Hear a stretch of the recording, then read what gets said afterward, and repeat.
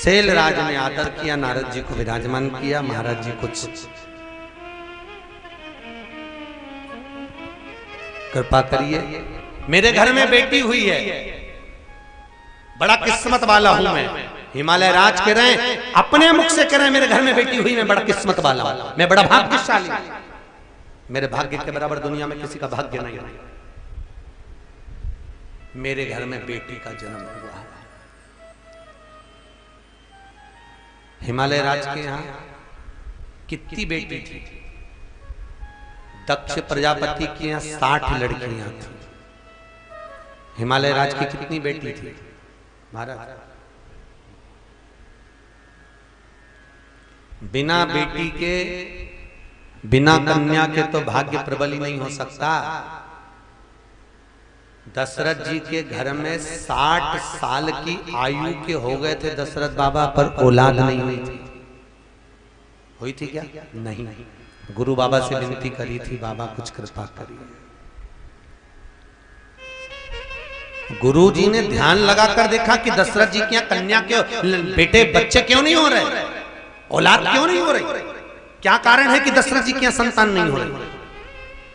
उसका केवल एक कारण था कि दशरथ जी ने ना तो अपनी बहन का आदर कर पाए और दशरथ जी ना अपनी बेटी का आदर कर पाए। दशरथ जी की एक ही बहन थी जिसका नाम था सुहांगी, जो शांति मुनि के साथ बिहाई थी। कथा आपने सुनी होगी। जब माता सीता विवाह कर आई थी अयोध्या में, तो माता सीता ने अयोध्या में आकर 8 रात्रि तक भोजन नहीं करा था, अयोध्या का पानी नहीं पिया था। कौशल्या जी ने जाकर पूछा था, बहू रानी ऐसी क्या बात है जो तुम अयोध्या का पानी नहीं पीती, भोजन नहीं करते? कुछ नहीं बोली। सुमित्रा जी ने जाकर पूछा, कुछ नहीं बोली। दशरथ जी ने पूछा, कुछ नहीं बोली। सीता जी, कैकेयी ने आकर पूछा कि तुम अयोध्या का पानी क्यों नहीं पीती, भोजन क्यों नहीं करती? तब सीता जी ने कहा था, मैं अयोध्या का पानी नहीं पीती, भोजन क्यों नहीं करती, उसका कारण है मेरे पिता जनक जी कहते हैं जिस घर में भांजे की हत्या हुई हो उस घर का पानी नहीं पिया जाता, भोजन नहीं किया जाता। मेरे ससुर दशरथ जी भांजे के हत्यारे हैं। अग्नि की तरह बात पूरी अयोध्या में फैल गई। दशरथ जी के कानों में शब्द गया, दशरथ जी ने अपने हाथों को कानों पर लगाया और दशरथ जी को चरित्र याद आ गया कि मेरी बहू झूठ नहीं कर रही, मेरे हाथ से भांजा मारा, मेरे हाथ से भांजा मारा। जब पहुंचे सरयू तीर भरन को नीर, विपत्ति का मारा जल भरने गया बेचारा। श्रवण पानी को आया था, वो जल में तुम भी डुबोया था, धोखे से मारा बाण कलेजा फाड़ा, जल भरने गया बेचारा। तब श्रवण कुमार ने कहा था, मामा जी भेद बता देना, पितु मात को नीर पिला देना, मेरे पांव पड़ी जंजीर हुआ अंधियारा, जल भरने गया बेचारा। तब श्रवण कुमार ने कहा था, मामा जी भेद बता देना। तो दशरथ जी की बुद्धि में आया, श्रवण कुमार से पूछा, तुम मुझे मामा कैसे कह रहे हो, मैं तुम्हारा मामा कैसे? श्रवण कुमार कहते हैं, मामा मैं मेरी माँ से रोज पूछता था, माँ मेरे मामा कैसे लगते हैं? तो मेरी माँ ने कहा था, तेरे मामा के मस्तक पर सूर्यवंश का तिलक, आज आपके माथे पर जो तिलक देखा इसलिए आपको मामा कह दिया। ये कंपनी का ट्रेडमार्क है, कौन सी ब्रांड के, इससे ब्रांड का पता चलता है। अंतिम समय में 2 ही चीजें काम आती है, एक गले में माला और एक मस्तक पर तिलक, क्योंकि प्राण छूटने का समय निश्चित नहीं है, कब मरोगे कोई ठिकाना, एक्सीडेंट हो गया, शुगर बढ़ गई, बीपी बढ़ गया, ब्लड प्रेशर बढ़ गया, कोई जीवन का ठिकाना, कब आदमी मर जाए। और मरते समय अगर राम का नाम नहीं निकला तो मत निकलने दो, मरते समय कृष्ण नहीं निकला मत निकलने दो। अगर मरते समय तुम्हारे मस्तक पर तिलक लगा होगा तो यम के दूत जब बंदी बनाने के लिए आएंगे तो यमदूत पहचान जाएंगे ये अपनी कंपनी का माल नहीं, ये नारायण की कंपनी का माल है, इसको तो नारायण ही लेकर जाएगा। मात्र लेवल देखकर पहचान जाएंगे, इसलिए मस्तक पर तिलक हो, और अगर तिलक बिगड़ भी गया हो तो गले में तुलसी की माला हो तो भी भगवान अपने धाम में ले जाता है। एक CFL का जो बल्ब होता है ना, वो बेकार निकल जाता है तो कंपनी का माल कंपनी में चले जाता है, बदल के दूसरा दे देते हैं, कंपनी में जाएगा, दूसरी कंपनी में नहीं जाएगा। कंपनी बस वो लेवल लगा होना चाहिए, तिथि तारीख उसमें लेवल चिपका होना चाहिए कि हमारी दुकान का है। बस उसी तरह अंतिम समय में तुम्हारे मस्तक पर तिलक है तो लेवल अगर लगा दिख लिया तो फिर तो तुम नरक नहीं जाओगे। पक्का हो गया नेटवर्क वालों? पक्का लेवल हो महाराज। श्रवण कुमार के शब्द सुनकर दशरथ जी जब पहुंचे थे, आंख में आंसू भरे थे दशरथ जी के। आज अपनी बहन को देखकर रो रहे थे कि मेरी बहन सुहांगी बैठी हुई है, और पास में शांति मुनि थी। अश्रु गिरे। सुहांगी ने कहा, भैया आप आए हो, तुम्हारा भांजा आता होगा। दशरथ जी ने चरित्र कहा तो श्रवण के पिता शांतिन मुनि ने श्राप दे दिया, अपने पुत्र के वियोग में प्राण त्याग रहा हूं, तुम्हें त्यागना पड़ेगा। आज दशरथ जी कह रहे हैं कि मेरी बहुत गलत नहीं करी, मेरे हाथ से भांजा मरा है, पर विश्वामित्र जी उस समय पर वहीं थे। उनको बुलाकर पूछा, मेरे ऊपर से भांजे की हत्या का दोष कैसे मिटेगा? विश्वामित्र जी ने कहा, 1000 ब्राह्मण को एक जगह पर बिठाकर भोजन कराकर दक्षिणा देकर भेज दो, भांजे की हत्या का दोष मिट जाएगा। सीता जी से पूछा, ऐसा कर दें? सीता जी ने कहा, मेरे पिताजी ने ये नहीं बताया। कई कई बहुएं जो होती हैं मायके के मेथड से चलती हैं। सास बताती है ऐसा करो, वो नहीं करेगी, पर मम्मी ने जैसा बताया वैसे ही करेगी। मेरे पिताजी ने ये नहीं बताया। तुम्हारे पिताजी ने क्या बताया? सीता जी कहती है, मेरे पिताजी ने बताया कोई ऐसा ब्राह्मण जिसने ना कभी किसी के घर खाया हो, ना पानी पिया हो, ऐसे ब्राह्मण को घर में बिठाकर भोजन कराकर दक्षिणा देकर भेज दो, भांजे की हत्या का दोष मिट जाएगा। पूरी अयोध्या में देखा तो ऐसा बामन नहीं मिला जिसने ना कभी किसी के घर खाया हो, ना पानी पिया, ना मुंह झूठा करा। जनकपुरी पत्र भेजा, जनक जी आपके यहाँ कोई ब्राह्मण हो तो बताओ। जनक जी के हमारी नगरी में भी कोई ब्राह्मण नहीं, नेटोर में हो तो बताओ रे कहीं का। जिसने ना कभी किसी के घर खाया हो, ना पानी पिया हो, ऐसे ब्राह्मण को ढूंढा जाए। आखिरी में दशरथ जी हार गए, कोई ब्राह्मण नहीं मिला। दशरथ जी ने समधी जी को पत्र लिखा, सगा जी को पत्र लिखा, समधी जी जनक जी किसी को ढूंढ कर भेजो, सीता भोजन नहीं कर रही है। जनक जी ने पत्र में लिखा, पूरी पृथ्वी पर केवल एक ही बामन है जिसने ना कभी किसी के घर खाया, ना पानी पिया, उसका नाम लंका का राजा रावण है। बस एक ही बामन है। प्रवृत्ति भले राक्षस के पर है ब्राह्मण, उसको बुलाया जाए। दशरथ जी ने पत्र लिखा, श्रीमान रावण जी महाराज, आप हमारे यहाँ एक समय भोजन के लिए पधारो। वो पत्र मंदोदरी के हाथ लग गया। मंदोदरी कौन थी रावण की? जम के बोलो, आवाज नहीं है। कौन थी? पत्नी। अच्छा, कौन सी रामायण में लिखा है कि मंदोदरी रावण की पत्नी थी? 18 तरह की रामायण है, कुल 52 तरह की भागवत है, 9 तरह की शिव पुराण है। कौन सी रामायण में लिखा है कि मंदोदरी रावण की पत्नी थी? रामचरितमानस में लिखा है मंदोदरी रावण की पत्नी नहीं, धर्म पत्नी थी। क्या लिखा है? धर्म पत्नी। पत्नी शब्द का संबोधन नहीं लिखा। पत्नी और धर्म पत्नी में अंतर होता है। पत्नी वो होती है जो पति को पतन के रास्ते पर ले जाती है, पत्नी वो होती है जो पति को सिनेमा घर ले जाती है, पत्नी वो होती है जो पति को बिजनौर घुमाने ले जाती है, धर्म पत्नी वो होती है जो पति को राम कथा तक लेकर आती है, धर्म पत्नी होती है जो पति को धर्म के पथ पर लेकर जाती है। तो मंदोदरी पत्नी नहीं है, कौन है? धर्म पत्नी, धर्म के पथ पर ले जाना। आप में से कितनी है धर्म पत्नी? अरे 9 दिन में कम से कम 1 दिन तो धर्म पत्नी बनो। और अगर नी भी आए तो निवेदन है, जितनी कथा यहाँ सुनो उतनी कथा घर जाके सुना। सुनाते हो? कम से कम रात को नियम ले लो, जब पति आवे तो उसको पूरी कथा सुनाना होना चाहिए। ऐसा नियम धारण करना चाहिए, धर्म पत्नी का लक्षण है, होना चाहिए। एक बार पूना में कथा कर रहे थे और पूना में एक गार्डन में कथा थी, वहीं पर हमने कहा जितनी कथा यहाँ सुनो उतनी घर जाकर सुनो। एक नई नवेली बहू तीसरे दिन कथा में आकर बोली आज गुरुजी मेरा सेठ आया, मेरा पति आया। हमने कहा बहन उसको मिलवाना जरूर हो। तीसरे दिन वो कथा में मिलने के लिए आया, हमने तुलसी दी। हमने उससे पूछा भैया तो 2 दिन कथा में नहीं आया, तीसरे दिन कैसे आ गया? उसने कहा गुरुजी सही बोलूं? मैंने कहा बिल्कुल सही बोल, कि रात को 9 से 12 सुनने से अच्छा है दिन में 3 से 6 सुन लूं। पूरी रात बैठ के कथा ही सुनाती रहती है, पूरी रात कथा कथा। सियोर वाला महाराज ऐसा बोला था, सियोर वाला महाराज ऐसा बोला था, पूरी कथा। तुमसे भी निवेदन है रोज प्रतिदिन शाम को जाओ, जब सोने का समय आए थोड़ा पांव दबाते दबाते, पांव दबाना गला नहीं, पांव दबाते दबाते कथा कर, पूरी कथा जितनी भाव से। बोले रामचंद्र भगवान की, भाव से कथा का रसपान।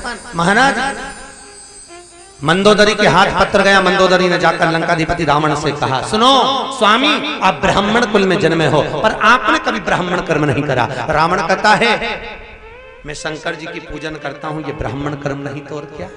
अरे स्वामी इसको कोई ब्राह्मण कर्म कहते हैं? ब्राह्मण का कर्म है जजमान के यहाँ भोजन करने जाए दक्षिणा लेकर आए। रावण बोला मेरे जैसे दशानंद को कौन भोजन कराएगा? किसको अपने खजाने खाली करना है? मंदोदरी कहती फालतू की बात छोड़ो, ऐसे कई लोग पड़े जो भोजन करा सकते हैं। तो कौन है ऐसा? मंदोदरी बोली पहले वचन दो कि तुम भोजन करने जाओगे। वचन देता हूं। कौन है? कि अयोध्या के राजा दशरथ ने तुमको भोजन करने बुलाया है। रावण ने अपने मुकुट को जमीन पर रख दिया, यज्ञोपवीत धारण कर त्रिपुंड पहनकर सुंदर आनंद में तिलक लगाकर रावण गया है दशरथ जी के यहाँ भोजन करने के लिए। जब भोजन करने गए दशरथ जी को सूचना मिली रावण ब्राह्मण आया है। दशरथ जी ने आकर उसके चरण को पखारा। राम जी ऊपर खड़े थे, देख रहे थे मेरे पिता रावण के चरण पखार रहे हैं। राम जी को लगा आज मेरे पिता चरण पखार रहे हैं तो एक ना एक दिन इस रावण के चरण में भी जरूर पखारूंगा। और याद करो आज दशरथ जी ने चरण पखारे और राम जी ने देखा कि मेरे पिता ने चरण पखारे हैं तो मैं भी पखारूंगा। और जिस समय रामेश्वर धाम की स्थापना हुई कोई विद्वान पंडित नहीं मिला। हनुमान जी से कहा कोई विद्वान पंडित लेकर आओ। विभीषण से पूछा गया एक ही विद्वान है लंकाधिपति लंकेश, उसको लाया जाए। रावण आया था प्राण प्रतिष्ठा कराने के लिए, तब राम जी ने रावण के चरण धोए थे। रावण ने आशीर्वाद दिया तब विजय भव। पिताजी ने कहा चल प्रणाम कर, के नहीं करना? अरे प्रणाम कर, नहीं करना। पिताजी ने 2 थप्पड़ दिया, गुरुजी को प्रणाम नहीं करता। बच्चा रोने लगा। इतने में माँ ने कहा बेटा अपने गुरुजी प्रणाम कर, नहीं करना। माँ ने भी 2 धर के दिया, बच्चा रोने लगा। जैसी रोया गुरुजी ने पूछा काय को मार रहे हो? कि प्रणाम नहीं कर रहा। तो कि नहीं कर रहा तो मत करने, तो कम से कम तुम दोनों तो करो रे, तुम दोनों तो करो। जैसे ही माता पिता ने प्रणाम करा बच्चे ने साष्टांग दंडवत कर लिया, क्योंकि हम झुकेंगे तो आने वाली पीढ़ी झुकने को तैयार है। गायत्री परिवार वाले कहते हैं हम सुधरेंगे युग सुधरेगा, हम बदलेंगे युग बदलेगा। धर्म की जय, अधर्म का नाश, प्राणियों में सद्भाव ना हो, विश्व का कल्याण। हम सुधरे तो, हम झुके तो। कितनी आशा लगाकर बैठते हैं मेरी बहू आएगी गरम रोटी खिलाएगी, गरम रोटी खिलाएगी। तूने अपनी सास को खिलाई तो वो भी तुझे खिलाएगी। बिल्कुल फिल्म चलती है एक जैसी, तूने जैसा करा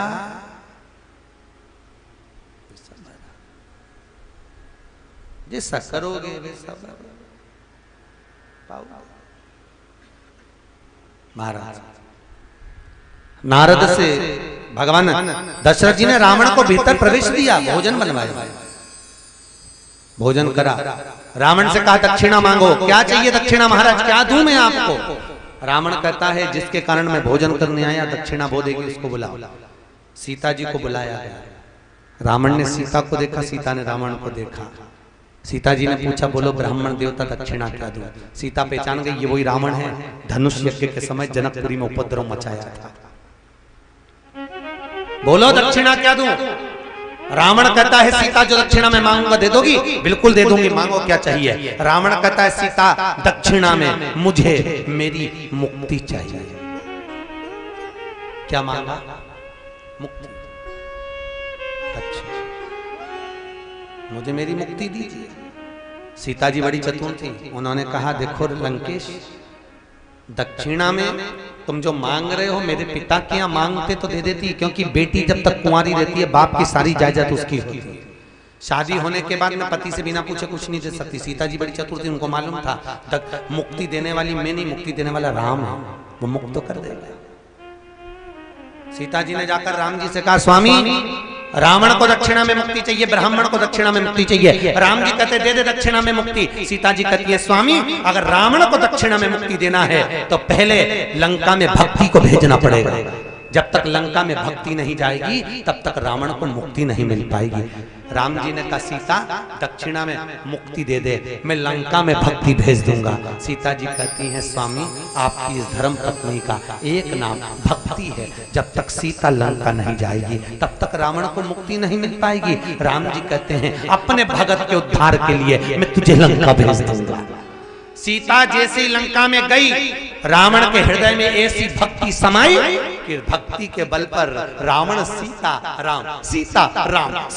राम करता रहा, और अंत में जाकर राम जी ने रावण को मुक्त कर दिया। अंत में महाराज बड़ा कठिन है।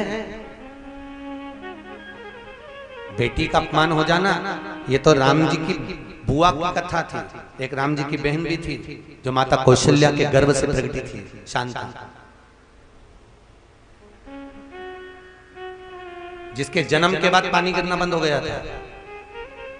जनक जी ने, दशरथ जी ने एक पेटी बनवाई चंदन की, उसमें बेटी को सुलाकर सरयू में बहाने वाने लगे।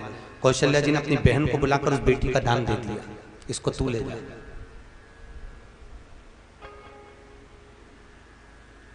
गुरुजी ये जानते थे कि बेटी का अपमान हुआ है, इसलिए घर में वंश नहीं बढ़ रहा। याद रखना, बहन बेटी को देने से, गौ माता को देने से, संत ब्राह्मण को देने से कभी घटता नहीं है, बढ़ता है। कभी नहीं घटेगा। आपके घर में आपकी बहन बेटी आ रही है, उसको आप साड़ी दे रहे हो, घटेगा नहीं। बहन बेटी को देने से नहीं घटता, संत ब्राह्मण को देने से नहीं घटता, गौ माता को देने से नहीं घटता, बढ़ता है। ये तीन काल का हरण कर लेते हैं। संत ब्राह्मण, तुम्हारे ऊपर कोई काल आने वाला है उसका हरण कर लेंगे। गौ माता तुम्हारे दरवाजे पर रोटी खा के गई, वापिस आकर खड़ी हो गई, तुमने डंडा दिखाया, गई, फिर आकर खड़ी हो गई, तुमने कहा मैंने अब भी रोटी दी थी, फिर आ गई है, तो उसका कारण है आज गाय तुम्हारे दरवाजे पर अगर 4-5 बार वापिस आ रही है रोटी खाने के लिए, समझ लेना कोई काल तुम्हारे दरवाजे पर आने वाला था, इसलिए गौ माता उसका हरण करने के लिए आई है। गाय काल का हरण कर लेती है, बहन बेटियां काल का हरण कर लेती हैं। पर क्या करें, दुनिया के लोगों को ये तीनों ही बेकार लगते हैं। जैसी बहन बेटी आती है, बहुओं की चौकीदारी बढ़ जाती है। चौकीदारी, नंदे आई हैं, बच्चों से कहती थी जा दादी के कमरे में जाके बैठ जा। मम्मी तू तो कहती थी पढ़ने बैठ गए, और आज कह दादी के कमरे में। जब तक बुआ यहाँ रहे तो दादी के कमरे में बैठकर देखते रहे दादी करके धीरे धीरे देखते, और बच्चा दादी के कमरे में जाकर बैठ गया, वहीं बैठा। इतने में दादी ने कहा चल पढ़ने बैठ। ये नहीं बैठना, बुलाऊं तेरी मम्मी को? हाँ बुला लो। मम्मी ने कहा जब तक बुआ रहेगी तब तक तू यहीं रहेगा। बैठ बैठ बैठ।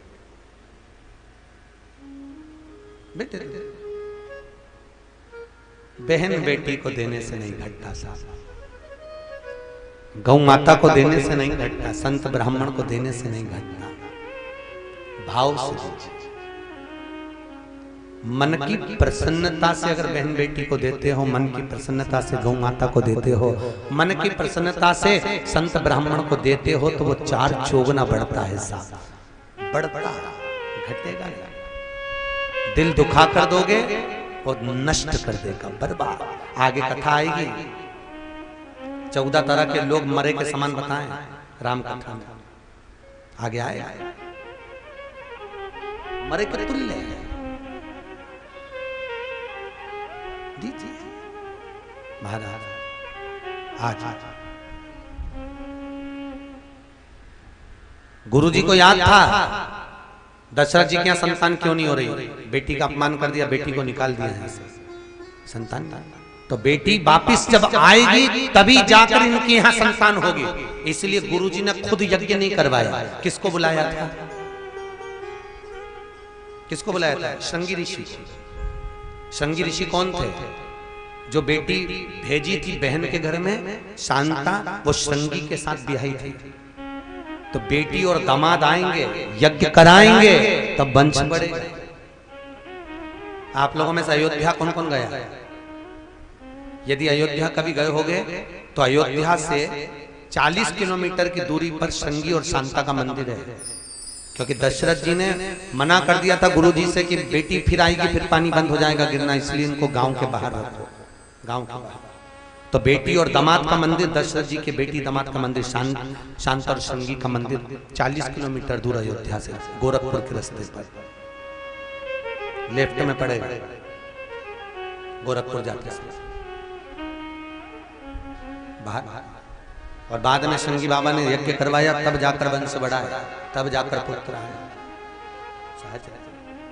तो हिमालय राज बड़े प्रसन्न, हिमालय राज बड़े आनंदित, बड़ी प्रसन्न चित्ता हिमालय राज की आज है महाराज, बड़ी प्रसन्न, बड़े आनंद में।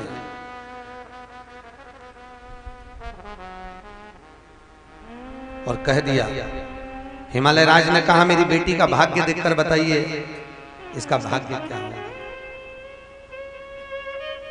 कहा इसका जो पति होगा वो नग्न वेशधारी, भस्मी रमाने वाला, जटाजूट पहनने वाला,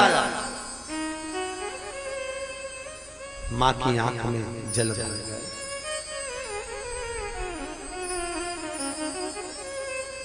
जल बेटी नहीं भी आऊंगा। नारद जी ने कहा एक काम हो सकता है, ये सारे अवगुण अगर गुण में परिवर्तित हो जाएं तो वो कैसे? शंकर भगवान ये सब कुछ धारण करते हैं, पर शंकर देवताएं अगर तुम्हारी पुत्री शिव की आराधना करे तो उसको पति के रूप में मिल जाएगा। माता पार्वती ने ये शब्द संबोधन बाल्यावस्था में सुन लिया। पार्वती जी जब बड़ी हुई शंकर की आराधना में लग गई, पर पार्वती जी का जब ज्ञान वर्धन कर रहे थे, पार्वती जी का भाग्य जब नारद जी बाँच रहे थे, तब पीछे खड़ी होकर हिमालय राज की बड़ी बेटी गंगा सुन रही थी। हिमालय राज की दो बेटी थी, एक गंगा एक पार्वती। गंगा सुन रही है पीछे खड़े होकर। गंगा ने सुना कि अगर शंकर की आराधना करे तो शंकर पति के रूप में मिलेगा। गंगा भी शिव की आराधना में लग गई, पार्वती भी शिव की आराधना में लग गई। एक दिन पार्वती को चिंता लगी कि मेरी बड़ी बहन गंगा शंकर को मना रही है और मैं भी शंकर को मना रही हूँ। शिव अगर पति होंगे तो एक बहन के होंगे, पर यहाँ तो दोनों पूजन में लगी हैं, करें क्या? पार्वती जी ने गंगा से पीछा छुड़ाने के लिए एक उपाय सोचा। आज पार्वती जी ने अपनी सहेली से कहा, सुन मैंने सुना है अगर कोई संत निकल कर जाए ना, उसमें पानी का लोटा भर के डाल दो, संत प्रसन्न होकर आशीर्वाद दे देते। गंगा जी ने कान लगाकर सुन लिया। सुनते ही गंगा ने सोचा कि जल डालने से संत प्रसन्न होते, तो सामने से दुर्वासा निकल कर जा रहे थे। गंगा जी ने आज पानी का लोटा भरकर दुर्वासा पर फेंक दिया। जैसे ही फेंका, दुर्वासा ऋषि क्रोध में लाल हो गए और क्रोध में लाल होकर बोले, गंगा तो हिमालय राज की बड़ी बेटी होकर तूने मेरा अपमान करा है। मैं तुझे श्राप देता हूं गंगा कि तू स्त्री के शरीर को छोड़कर पानी के बेग में बहेगी। तू जल हो जा, तू जल के रूप में बहेगी। वो गंगा जल के रूप में बहने लगी, आंख में जल भर गए। गंगा को मेरी बहन ने मुझे श्राप दिलवा दिया।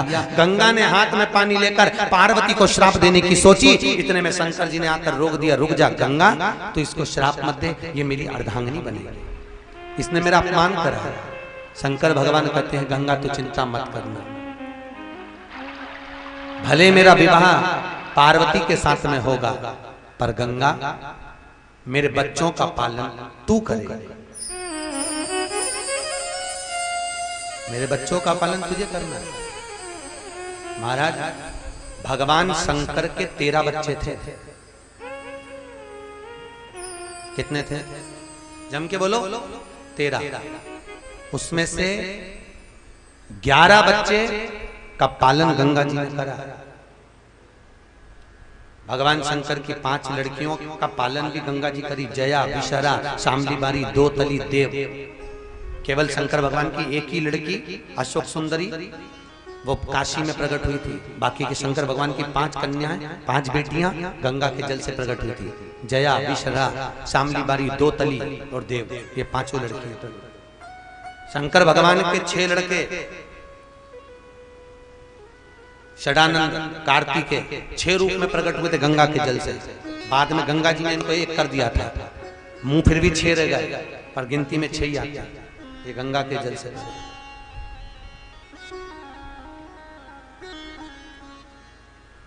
भगवान शिव के संपूर्ण परिवार, तो चिंता मत। गंगा पार्वती ने तुझे श्राप दिलाया है, मैं तुझे वर देता हूं, तेरा और मेरा नाम जगत में जोड़ा जाएगा। दुनिया के लोग गंगा की लगाएंगे तो मेरा नाम लेकर लगाएंगे, उसका पुण्य हजारों गुना प्राप्त होगा, हजारों। इसलिए आज भी गंगा में लोग नहाते हैं तो क्या बोलते हैं, हर हर गंगे। शिव जी का नाम का उच्चारण किया, गंगे हर हर हर गंगे। सुंदर में गावा उमा चरित सुंदर में गावा, उमा चरित सुंदर में गावा, सुनहु शंभु कर चरित सुहावा, सुनहु शंभु कर चरित सुहावा। मंगल भवन या मंगल हारी, मंगल भवन मंगल हारी। श्री राम जय राम जय जय रामा, श्री राम जय राम जय जय रामा, श्री राम जय राम जय जय रामा, श्री राम जय राम जय जय राम। महाराज भगवान शिव का ये पावन चरित्र कहते कहते बाबा वर्णन कर रहे हैं। महाराज बड़ा सुंदर व्याख्यान करते हुए कहा, ये पार्वती जो तप में लीन हुई, उधर शंकर भगवान समाधि में लीन थे। उनकी समाधि तोड़ने के लिए देवताओं ने व्यवस्था करी, विचार करा, शंकर भगवान का पुत्र होगा, तारकासुर को मारेगा, बस उसको प्रकट करने के लिए शिव की समाधि तोड़ना जरूरी है। शंकर समाधि में लीन थे, तप में लीन थे, साधना में लीन थे। बुलाया कामदेव को, और कामदेव को जब बुलाया, कामदेव ने तीक्ष्ण तीक्ष्ण बाण चलाए। हर प्रकार से समाधि तोड़ना चाहिए, हर प्रकार करा, तो उनकी समाधि को कामदेव ने तोड़ दिया। तो एक दिन नारद जी के मन में अहंकार आ गया। नारद जी ने जाकर शंकर भगवान से कहा, देखा जिसको आप नहीं जीत पाए उसको मैंने जीता। शंकर भगवान बोले, आप बड़े हो, पर ईमानदारी से अगर राम कथा सुनी हो, पढ़ी हो, देखी हो या कभी श्रवण करो तो एक बात याद रखना, शंकर भगवान करोगे या सम्मान नहीं करोगे तो घर जाके तुम्हारी धर्म पत्नी लड़ेगी कि नहीं लड़ेगी, बोलो तो सही। अरे बोलो जम के लड़ेगी ना। 4 पहली होती है आम के पत्ते की बंदरवाल, यहाँ बांधते कि नहीं बांधते दरवाजे पर, आम के पत्ते की बंदरवाल जो पूर्णिमा के दिन बांधी जाती है लक्ष्मी की वृद्धि के लिए। दूसरे नंबर पर ये दूसरे नंबर की बंदरवाल। तीसरे नंबर की बंदरवाल होती है नीम की बंदरवाल, ये चैत्र के महीने में बांधी जाती है रोग मुक्ति के लिए। चौथे नंबर की बंदरवाल होती है आम के पत्ते और पीपल के पत्ते की, ये 10वीं तिथि को बंद कर 12वीं तिथि को बाहर फेंकी जाती है। ये घर में समृद्धि की वृद्धि करती है। अगर कोई व्यापार नहीं चल रहा, धंधा नहीं चल रहा, नौकरी नहीं है सही, तो उसमें पीपल और आम के पत्ते की बंदरवाल बनी जाती है। गर्ग संहिता में 4 बंदरवाल का प्रमाण है हमारे, 4। तो कामदेव जो छुपा, कामदेव जी महाराज जो छुप कर बैठे, वो आम के पत्ते में, आम के पल्लों में छुप कर बैठे और तीक्ष्ण बाण चलाए हैं महाराज। जैसे ही बाण पर बाण चलाए गए भगवान शंकर की समाधि को तोड़ने के लिए, भगवान शिव महाराज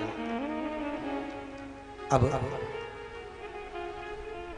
शंकर भगवान के तीसरे नेत्र द्वारा कामदेव जलकर भस्म।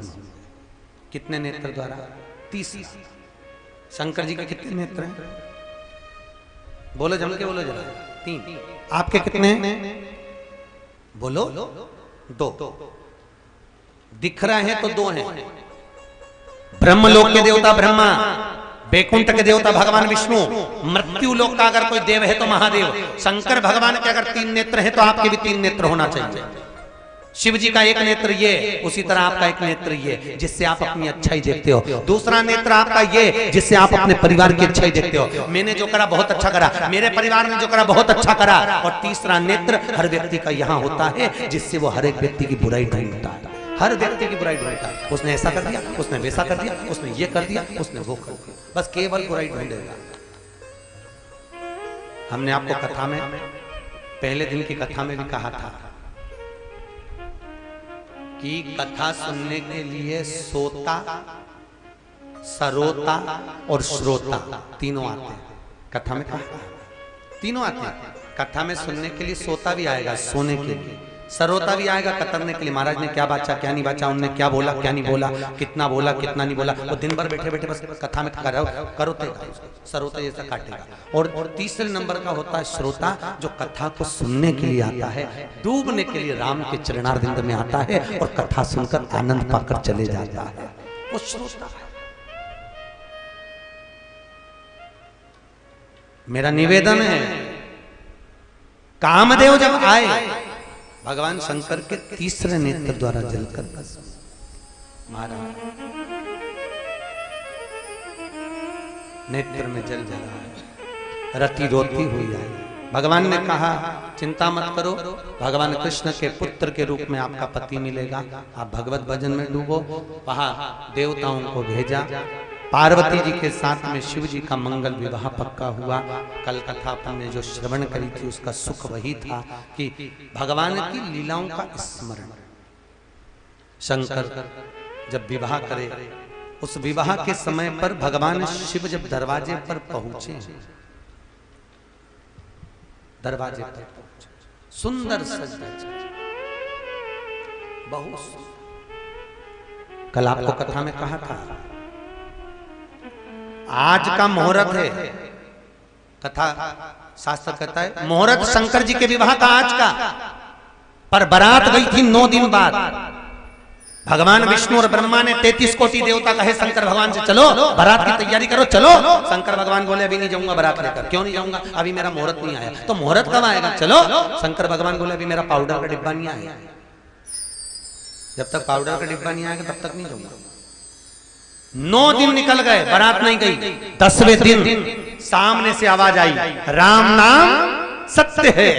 जैसी आवाज आई शंकर जी उठकर नाचने लगे। जैसी नाचे, भगवान विष्णु ने पूछा क्या हो गया? भगवान शंकर बोले मेरा मुहूर्त आ गया, मेरा मुहूर्त। शंकर भगवान की बारात जब निकली थी, जब सामने से अर्थी आई थी, मुर्दा जला था, भस्म रमाई थी, तब बारात निकली थी। आज भी हिंदू धर्म की रीति है, स्वप्न में अर्थी दिख जाए, मुर्दा दिख जाए, समझ लेना कोई शुभ खबर आने वाली है, कोई अच्छी खबर आने वाली है। दुकान की ओपनिंग करने जा रहे हो, मकान का मुहूर्त करने जा रहे हो, बेटे बेटी का ब्याह करने जा रहे हो, सगाई करने जा रहे हो, लड़का लड़की देखने जा रहे हो, सामने से अर्थी निकल कर चली जाए, समझ लेना संबंध पक्का, समझ लेना काम सफल। आज भी नियम में अर्थी अगर दिख जाए तो कार्य सफल हो जाता है। इसका मतलब ये नहीं है कि तुम शमशान के पास घर बना लो। नहीं तो कई लोग इतने चतुर हैं कि महाराज जी बोले कि अर्थी दिखे तो काम सफल, तो मकान ही शमशान के पास बना लो, रोज मुर्दा दिखेगा। अच्छा काम करने जा रहे हो, अर्थी दिखी, समझ लो काम फतेह हो गया, सफल हो गया। अर्थी का प्रमाण है। शंकर भगवान की बारात जब निकली थी, जब सामने से अर्थी निकली थी, भगवान सज धज कर तैयार, रथ लाया गया, नहीं बैठे, काय पर बैठे? बूढ़े नंदी पर। नंदी का मुंह इधर, शंकर जी का मुंह उधर, नंदी इधर, शिव का मुंह उधर। पूछा आपकी शादी है, सीधे क्यों नहीं बैठ रहा है? शंकर भगवान बोल रहे हमारा कोई बाप नहीं, हमारा कोई भाई नहीं, बारात कैसे देखेंगे? आगे से नंदी देखेगा, पीछे से हम देखेंगे। नंदी पे उल्टे बैठे थे। पहुंचे हिमालय राज की नगरी में। ब्रह्मा जी ने भगवान विष्णु से कहा बारात अच्छी नहीं लग रही है। शंकर भगवान ने पूछा हुआ क्या, ये तो बताओ क्या हो गया? नारायण बोले महाराज बारात देखो तो जरा, सारे देवता सजे धजे और दूल्हा देखो तो नग्न वेशधारी शंकर। इतने में भगवान ब्रह्मा जी विष्णु जी से बोले, भगवान विष्णु ने शंकर जी से बोला, प्रभु जस दूल्हा तस बनी बराता, जैसा दूल्हा वैसी बारात बनाइए, कुछ कृपा करिए। शंकर भगवान ने डमरू खड़काया, डाकनी पिशाचनी चुड़ैल भूत भयंकर आ गए। गज भर की जीवान, कोई के पांव ज्यादा, कोई के हाथ ज्यादा, कोई के मुख ज्यादा, सब चले खूब नाचे। आगे आगे 33 कोटि देवता, पीछे पीछे रुद्रगण, उसके पीछे शंकर भगवान नाच खूब नाच। अब ब्रह्मा जी ने भगवान विष्णु से पूछा, प्रभु एक बात समझ में नहीं आ रही। क्या बात? महाराज जी देवता नाच रहे, इनके नाचने का तो नाम दिया। देवता जो नाच रहे तो कोई भांगड़ा कर रहा था, कोई गरबा कर रहा था, कोई कथक कर रहा था, तो इनके तो नाचने का नाम है। पर ये भूत चुड़ैल ऐसे नाच रहे, समझ में नहीं आ रहा इनके नाचने का कोई नाम है क्या? तो भगवान विष्णु बोले, कलयुग में लोग इसको डिस्को कहेंगे। जो समझ में नहीं आए समझ लो डिस्को। आज के जमाने में लोग ऐसे ही नाचते हैं, हाथ पे ऐसा पटके जैसे ततैया लग गया। एक अम्मा ऐसी ऐसी नाच रही थी, हम तो समझे लकवा लग गया। अब नाचे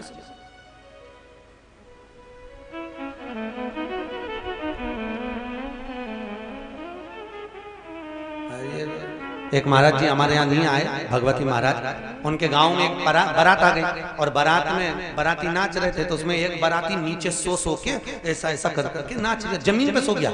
और एक सामने वाले के पास में ऐसी पुंगी जैसा रुमाल उसने लगा लिया और वो नीचे वाला ऐसा ऐसा कर करके नाचे। और बेचारी हमारे भगवती पंडित जी थे, उनकी मम्मी को लगा कि बेचारे को मिर्गी आ गई, वो अंदर से जूता ला के उसको सूंघा दिया।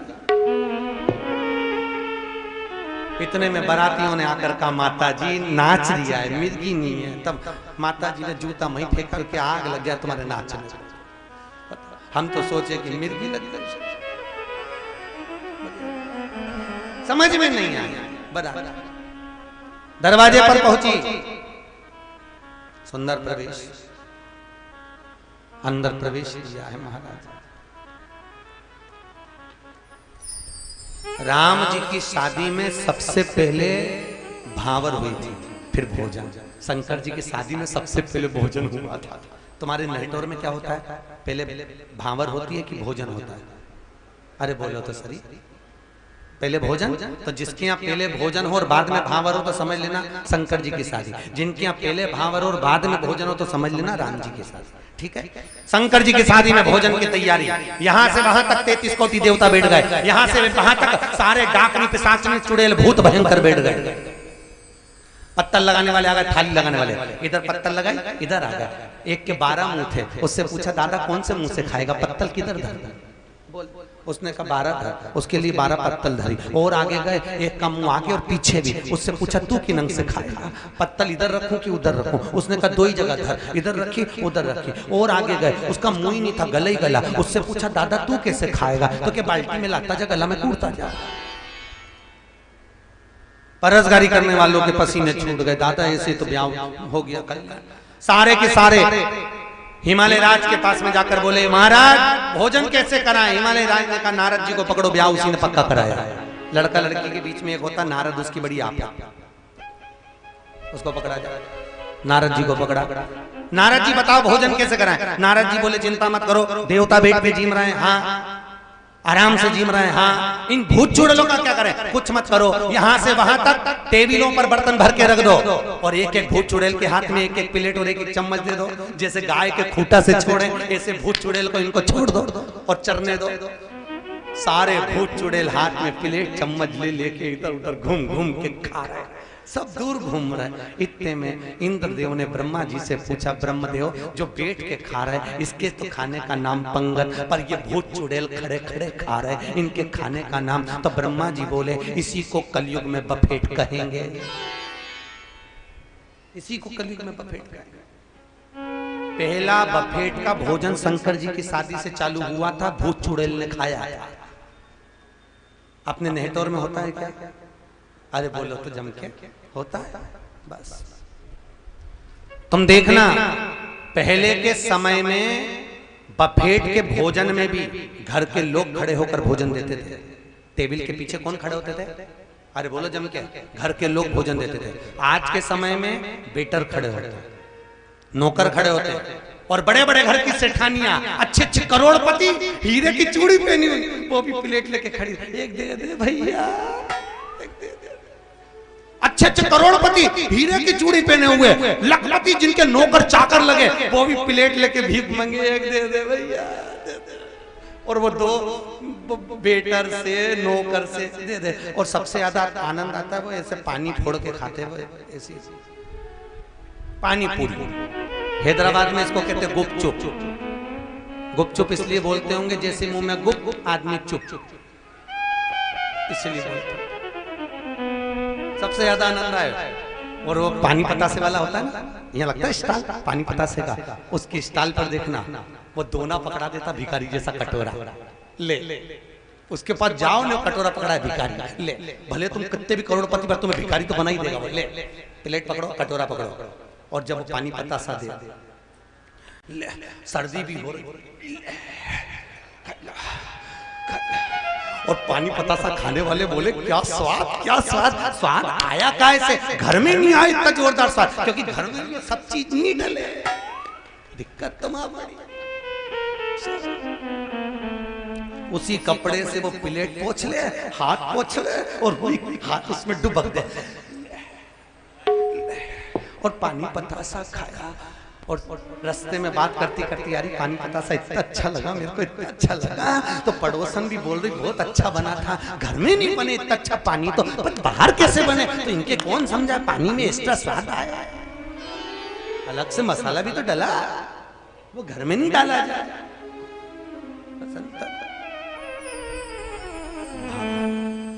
शिव जी का मंगल विलहानंद में हुआ महाराज जी। गणेश जी की पूजन हो रही है।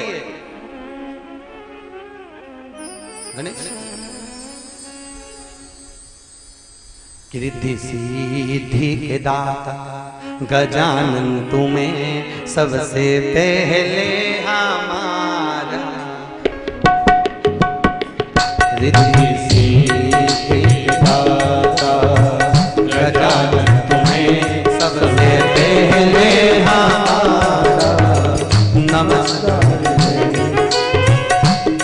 दोनों हाथों से ताली से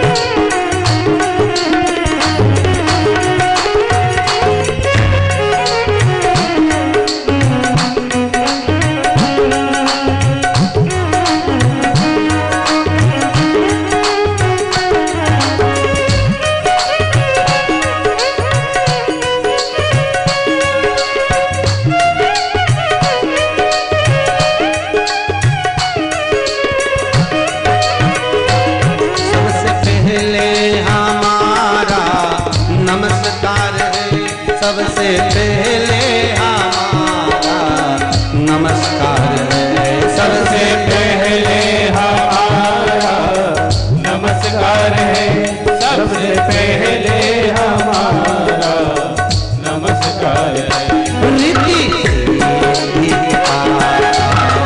गजानन तुम्हें सबसे पहले हमारा नमस्कार है,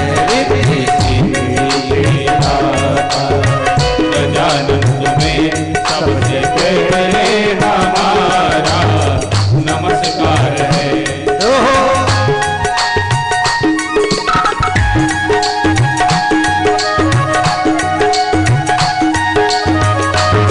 बोलो गणेश जी महाराज की।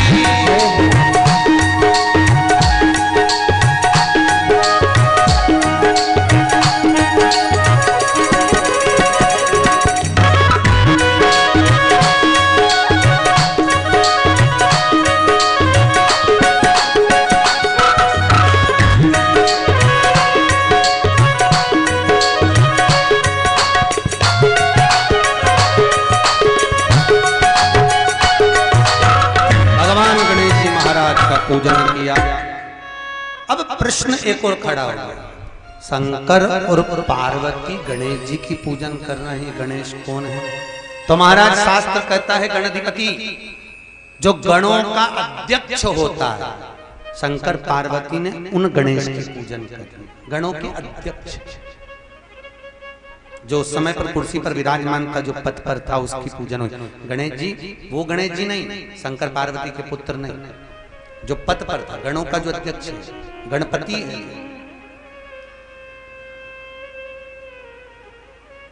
भगवान कितनी मर्यादा है शंकर जी की। शिव देवों के भी देव महादेव हैं, पर गणों के अध्यक्ष की पूजन करना। जो जिस पद पर होता है, जो जिस स्थान पर होता है, उसका मान होना चाहिए, सम्मान होना चाहिए, उसका सत्कार, पद की गरिमा बनाकर रखना चाहिए, पद की महत्वता बनाकर रखना चाहिए, उसका सम्मान। मंगल विवाह, पार्वती जी को विवाह करने से पहले माता पार्वती को हिमालय राज ने, मीनावती ने खूब समझाया था, मान जा कि शिव तो ठेरे कैलाशी, हरि गोरा पछताएगी, बूढ़े जोगी के संग में तू कैसे रह पाएगी। याद रखिए, आप बच्चों को पढ़ा सकते हो, लिखा सकते हो, बच्चों को विद्वान बना सकते हो, सब कुछ कर सकते हो। आप बच्चों को जो बनाना चाहो बना सकते हो, पर बच्चों का भाग्य नहीं बना सकते, भाग्य नहीं बना सकते। भाग्य तो परमात्मा के हाथ में। जन्म, मरण और परण, परण मतलब शादी, जन्म भी उसके हाथ में, मरण भी उसके हाथ में, परण भी उसके हाथ में। आप खूब पढ़ाओ, लिखाओ, विद्वान बनाओ, अव्वल बनाओ, सब कुछ बनाओ, पर भाग्य नहीं बना सकते। भाग्य बनाने वाला तो मेरा परमात्मा है, मेरा राम। आप बहुत अच्छा घर देखकर बेटी की शादी कर दो, खूब करोड़पति देखकर शादी कर दो, खूब धन देखकर बेटी का विवाह कर दो, और मालूम पड़े भाग्य में जो लिखा हो तो भोगना तो पड़े। मालूम पड़े 2 साल, 4 साल, 3 साल ठीक चला, उसके बाद वापिस वही रोड पे आ गए, तो क्या कर लोगे? और मालूम पड़े किसी गरीबड़े के साथ में बेटी को ब्याह दिया, और अगर बेटी का भाग्य प्रबल था तो वो भी करोड़पति बन जाता है, वो भी।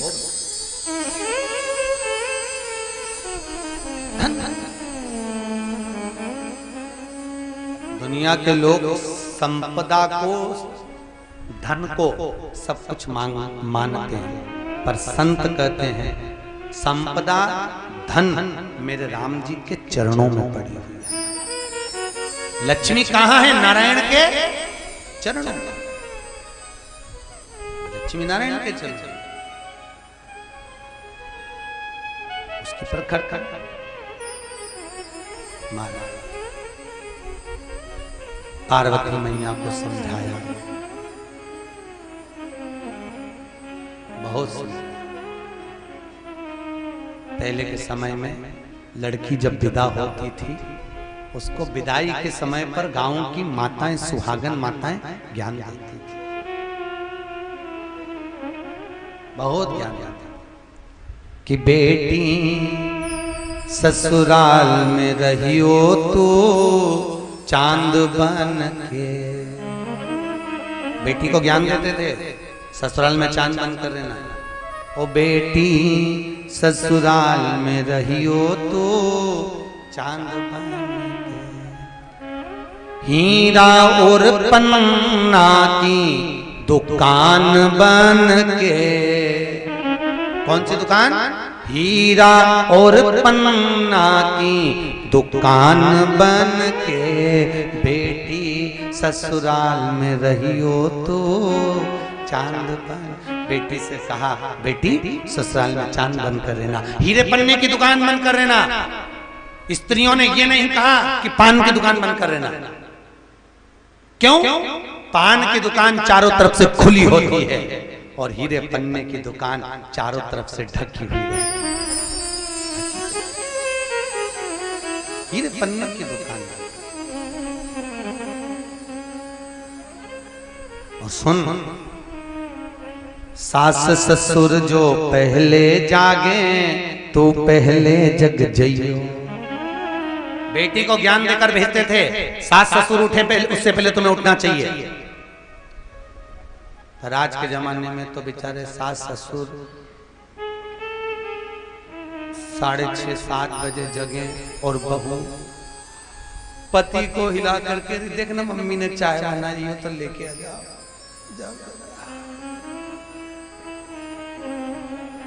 उठो।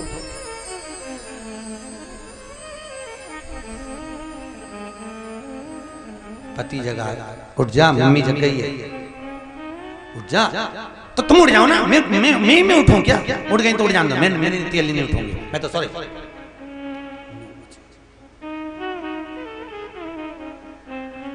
सास ससुर जो पहले जागे तू पहले जग जइयो। पर बहू पहले कब जागती है? जब बच्चों को स्कूल भेजना हो उस समय पर, और उसके भी टाइम तक कब उठेगी? जब बच्चों को स्कूल भेजना उसके आधे घंटे पहले। और फिर जब जाग के बच्चों को स्कूल भेजना जब चालू होती है, सास ससुर सो रहे हैं, ये उठ के चालू, जल्दी उठ, जल्दी उठ, बच्चे बस का टाइम हो गया, स्कूल का टाइम हो गया, जल्दी कर, तैयार हो, ये कर, वो कर।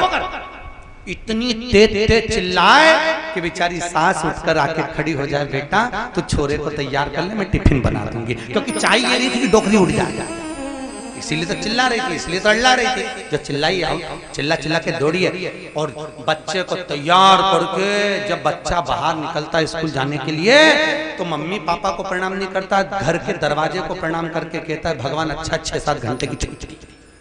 अच्छा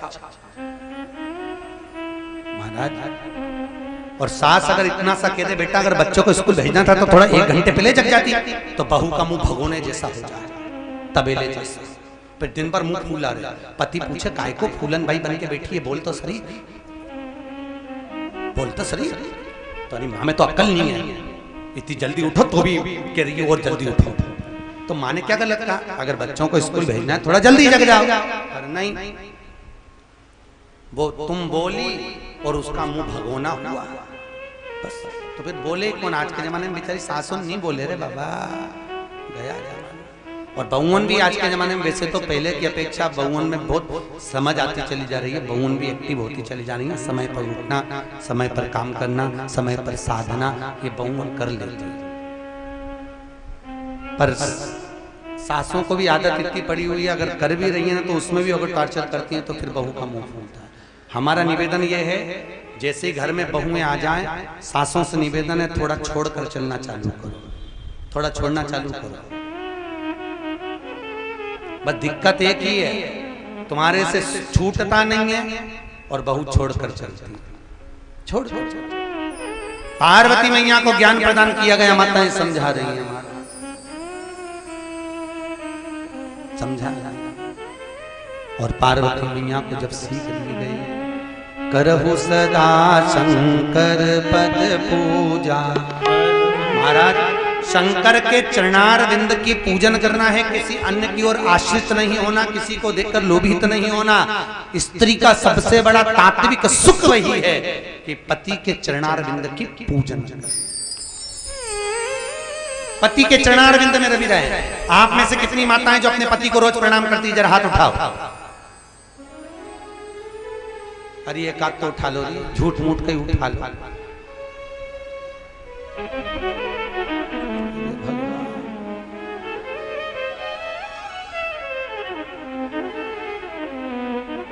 अच्छा, जाने तो आप में से कितनी माताएं जिनके पति आपको प्रणाम कर लेते, वो उठा लो। तुम नहीं करती तो कभी कभी वो प्रणाम कर लेता, चुप हो जा, तेरे पांव पड़ूं, चुप हो जा। कभी कभी वो हाथ जोड़ लेता तुम्हारे, चुप हो जा, चुप चुप। अच्छा, एक आध दिन तो प्रणाम करती हो ना, वो कौन सा दिन आता है? चलनी में मुंह देखती हो, कौन सा है वो? करवा चौथ। उस दिन कुछ खाते पीते नहीं है शायद, है ना? काय के लिए करते हैं वो व्रत? काय के लिए किया जाता है? पति की लंबी उम्र के लिए। उस दिन आप लोग कुछ खाते नहीं है, बस पति के प्राण खाते और कुछ नहीं खाते कुछ। एक ही बात कहती है, मैं कुछ खाऊंगी नहीं। 3 दिन पहले से प्राण खा रही, साड़ी दिलाओ, अंगूठी दिलाओ, ये दिलाओ। पहले ही तो इतना खा गई, एक दिन नहीं खाए तो कौन फर्क पड़ जाए? अंतर क्या है? अच्छा, ईमानदारी से बोलना, तुमने व्रत करा पति की लंबी उम्र के लिए, क्या कहती हो मेरा आज उपास में कुछ खाऊंगी नहीं, पति की लंबी उम्र के लिए व्रत करा। सत्य बोलना, पति की उम्र तुम्हारे भूखे रहने से बढ़ जाएगी क्या? पति की उम्र कभी भी तुम्हारे भूखे रहने से नहीं बढ़ती। पति की अगर सही उम्र बढ़ती है तो तुम्हारे मीठे बोलने से बढ़ती है। तुम मीठा बोलो, उसकी उम्र बढ़ती चली जाएगी। पर जब जब तुम धाड़ के बोलती हो, बेचारे का 1 साल कम हो जाता है। 1 साल मीठा प्रेम की वाणी बोले, भले भूखे मत रहो, तुम तो खूब खाओ पर प्राण ना खाओ। भजन चित्तवृत्ति भगवत भजन की आनंद सुख। पार्वती मैया से कहा गया, करहु सदा शंकर पद पूजा, करहु सदा शंकर पद पूजा। नारी धर्म पति देव न दूजा, नारी धर्म पति देव न दूजा। करहु सदा शंकर पद पूजा, करहु सदा शंकर पद पूजा। नारी धर्म पति देव न दूजा, नारी धर्म पति देव न दूजा। मंगल भवन अमंगल हारी, मंगल भवन अमंगल हारी। दशरथ अजर बिहारी, मंगल भवन अमंगल हारी, मंगल भवन अमंगल हारी। ओ श्री राम जय राम जय जय राम, श्री राम जय राम जय जय राम। ओ श्री राम जय राम जय जय राम, श्री राम जय राम जय जय राम। दूसरा कोई धर्म ही नहीं है, दूसरा कोई फल ही नहीं है। अगर करना है तो पति चरणारविंद का स्मरण करो। नियम बनाओ माताओं, कुछ नहीं घटेगा। नियम बनाओ, पूर्णिमा आए आप रोज मत पढ़ो, पूर्णिमा आए, अमावस्या आए, एकादशी आए, द्वादशी आए, कोई तीज हो, कोई त्योहार हो, प्रणाम करो।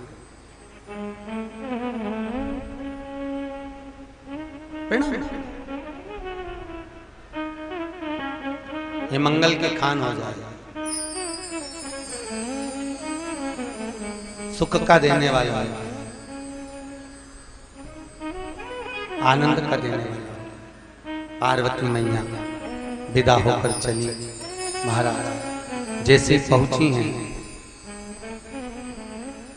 पूरे कैलाश पर आनंद समाहित हो गया। महाराज पूरे कैलाश जहां कहां मंगल साज है, सुख समाहित हुआ है।